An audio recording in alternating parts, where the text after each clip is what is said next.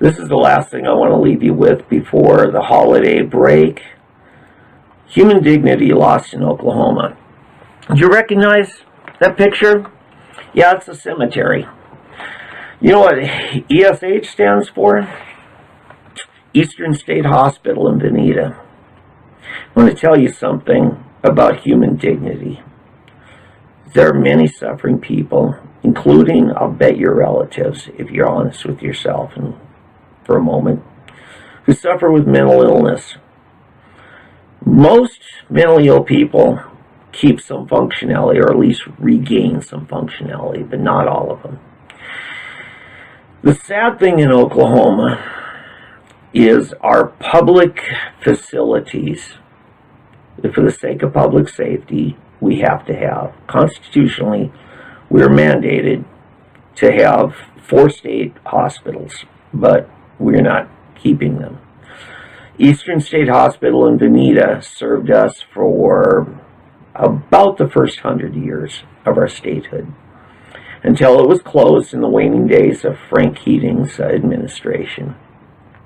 At one point, Eastern State Hospital had about 2,600 beds. 2,600.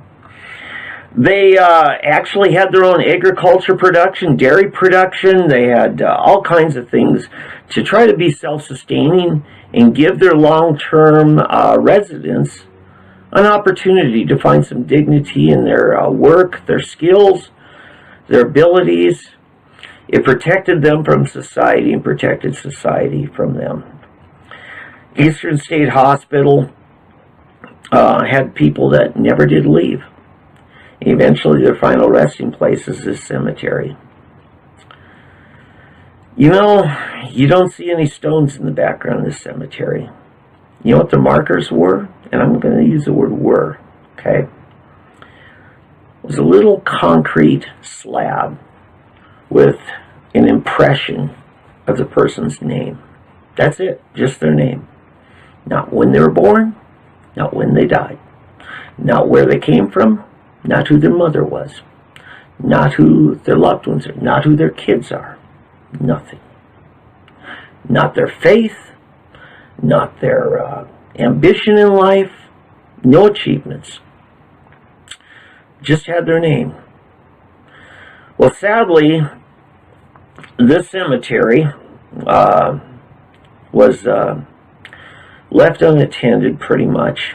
It was down at the east end of the campus there, north of Veneta. Sadly, what's attributed to a bunch of kids one night decided to go have some fun in the cemetery. Now, these grave markers were nothing more than a shallow little piece of, like, patio stone, okay? Just laying there. Just laying there. They decided that to have their own version of buffalo chip tossing contest that night. That's right, they just started picking them up and flinging them. Busting them. All over. This is a cemetery that's big enough to have 8,000 plots. Now, we don't even know how many are buried there. That's right, we don't even know how many are buried there. Why? Because the hospital didn't keep records. There are no papers on file saying where they were, who they are, which plot they're buried in. To them, it's like, well, those markers out there in the field, that's the record. Yeah, a bunch of kids, according to the narrative of law enforcement, a bunch of kids decided to destroy all that. Well, there were some records. Some families kept records. Some families who still saw the value in the human life of their relative wanted to put a marker back. So guess what? And in fact, a lawmaker from Norman, back in 2000, shortly after this vandalism happened, said he wrote a bill, directing for it to happen. Attorney General at the time, Drew Edmondson, said, no, that would be a violation of federal HIPAA laws.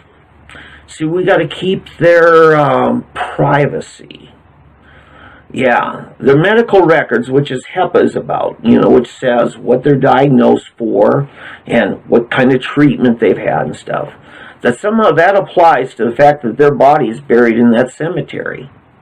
Which, of course, it doesn't, except for the presumptiveness of the public. You see, people get sent to Veneta who get sent back saying there's nothing wrong with them. In fact, that used to be a pretty nifty little trick when you were going through a family dispute by just have them put away as mentally unstable. It happened, folks. Sadly, it happened. I know. I have relatives that happened to. Unjustly put in a mental hospital. Fortunately, for someone near and dear to me in my family, going back several decades, the good doctors at their mental hospital said, no, you don't belong here, you're fine. Stressed, but fine, and who wouldn't be for being wrongly placed there? So the problem is now you've got a cemetery there with a bunch of dead bodies that have been put there over the last 100 years and not a marker. Now there were few markers left undisturbed, very few. Some families, some historical societies had very limited records. We think we may have about 70 markers somewhat properly retained out of over 8,000 plots. Yeah, if you're an organized mob and you want to get rid of a body, the only safe place in America to do that is put them in the ground there, because law enforcement won't know whose body is whose. That's right, folks. This is our government showing a lack of dignity for the mentally ill. If you got a loved one that's difficult, you're still a better caretaker of them than our government is. Only family can truly give the best environment for restoration to the mentally ill. Now, that's saying only when it's safe. Safe for the family, same for the mentally ill loved one. There are times a person needs 24-hour care and oversight. There are times when their condition is so severe it takes even a court order. There are times when law enforcement have to act. But let me tell you, folks, you want that person restored back to family. This is Christmas. This is a time when God Almighty sent His Son to rescue us. It's time for us to renew our commitment to helping each other in a time of need. I hope you and your family have a Merry Christmas. I know I've gone a little long in this broadcast, but it's important to me to remind my fellow Oklahomans who we are, who we really are. Don't let the government decide who we are as a people, because I'm afraid they won't always fully realize what it is that makes us a special people. Hope you have a Merry Christmas.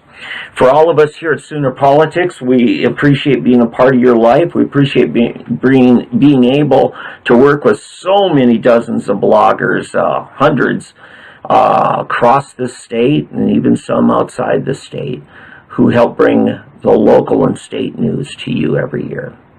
We look forward to a good year coming ahead. We look forward to a better legislative session. We look forward to better healing, better restoration, a better economy, and more sensible reforms.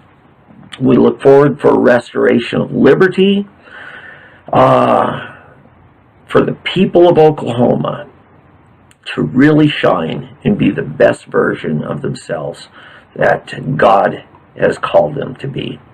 Merry Christmas from all of us, to all of you, and have a happy new year.